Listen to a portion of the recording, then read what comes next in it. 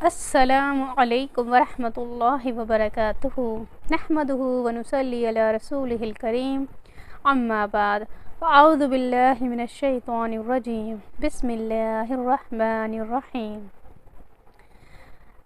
اللہ سے امید ہے کہ آپ سب ٹھیک ہوں گے۔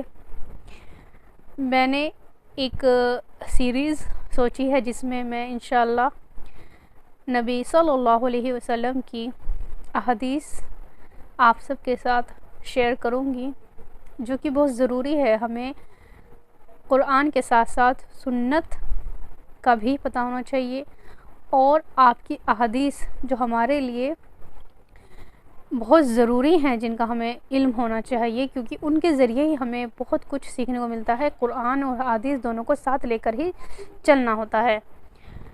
تو کچھ وہ احادیث جو روزمرہ میں ہمیں دیکھنے کو مل رہی ہے، یا کچھ ایسی احادیث جس سے ہمارے ایمان بہت زیادہ جاگتا ہے، جس سے فریش ہوتا ہے، ایمان کا لیول بڑھتا ہے، تو انشاءاللہ میں کوشش کروں گی کوئی ایسی احادیث جو ہے وہ آپ لوگوں کے ساتھ شیئر کروں۔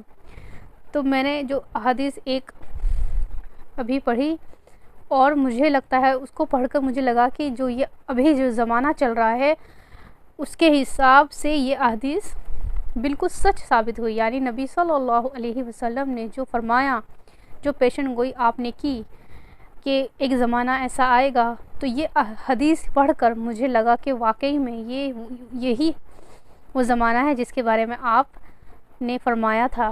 تو یہ حدیث جو ہے وہ سنن ابو داؤد کی حدیث ہے، جو حضرت ثوبان رضی اللہ عنہ سے روایت ہے کہ رسول اللہ صلی اللہ علیہ وسلم نے فرمایا، قریب ہے کہ دوسری قومیں تم پر ایسے ٹوٹ پڑیں گی جیسے بھوکا کھانے پر ٹوٹتا ہے۔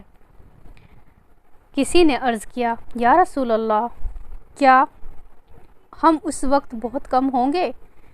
تو آپ نے فرمایا، نہیں، بلکہ تم اس زمانے میں بہت زیادہ ہوں گے، لیکن تم سیلاب کے یعنی سمندر کے اس کوڑے کرکٹ کی طرح ہوں گے جو اوپر ہی تیرتے ہوئے ہوں گے۔